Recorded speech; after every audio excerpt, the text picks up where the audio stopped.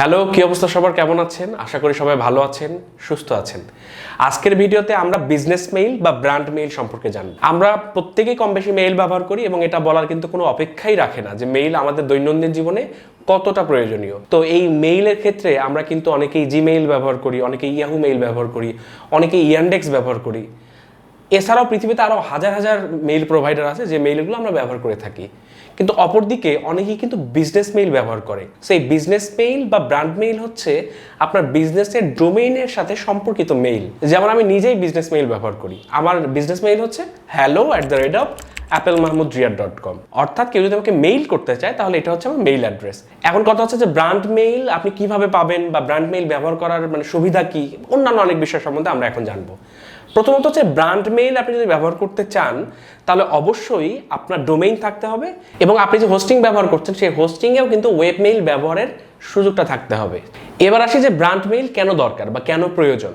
দেখেন, ব্র্যান্ডের ইমপ্রেশন বলে একটা কথা আছে। আপনি যখন কাউকে জিমেইল থেকে মেইল করেন আর কাউকে যখন আপনি আপনার ব্র্যান্ড মেইল ব্যবহার করে মেইল করেন, দুইটাতে কিন্তু একটা ডিফারেন্ট ইমপ্রেশন ক্রিয়েট হয়। So in a way brand mail basically আপনার ব্র্যান্ড আইডেন্টিটি বাড়াতে সহায়তা করে। এছাড়াও বিভিন্ন রকম সিআরএম অথবা প্রজেক্ট ম্যানেজমেন্ট সফটওয়্যার ব্যবহারের ক্ষেত্রেও কিন্তু এই ব্র্যান্ড মেইলটা অনেক বেশি হেল্প করে। ধরেন আপনি আপনার ব্র্যান্ড ডোমেইনের নামে একটা প্রজেক্ট ম্যানেজমেন্ট সফটওয়্যার কিনলেন এবং সেখানে 1000 জন মেম্বার অ্যাক্সেস আপনি নিলেন। সো এক্ষেত্রে কিন্তু ওই 1000 জন মেম্বার অথবা 100 মেম্বার তাদের কিন্তু সেম ডোমেইনের সাথে মেইল থাকতে হবে, তাহলেই শুধুমাত্র আপনি তাদেরকে যুক্ত করতে পারবেন।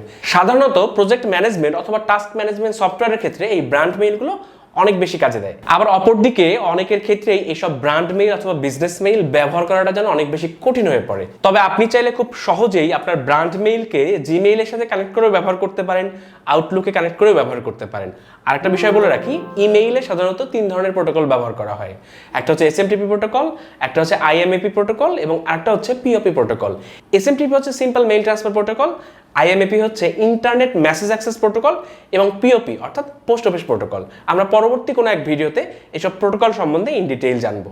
ব্র্যান্ড মেইল অথবা বিজনেস মেইল সম্বন্ধে যদি আপনি আরো কিছু জানতে চান তাহলে feel free to comment here, অথবা আমার ফেসবুকে, আমার ইনস্টাতে আপনি মেসেজ করতে পারেন। ভিডিওটি কেমন লাগলো অবশ্যই কমেন্ট করে জানাবেন। আমার চ্যানেলটি অবশ্যই সাবস্ক্রাইব করবেন। আর আপনার সাথে আমার দেখা হচ্ছে পরবর্তী ভিডিওতে। সেই পর্যন্ত ভালো থাকবেন, সুস্থ থাকবেন। আল্লাহ হাফেজ।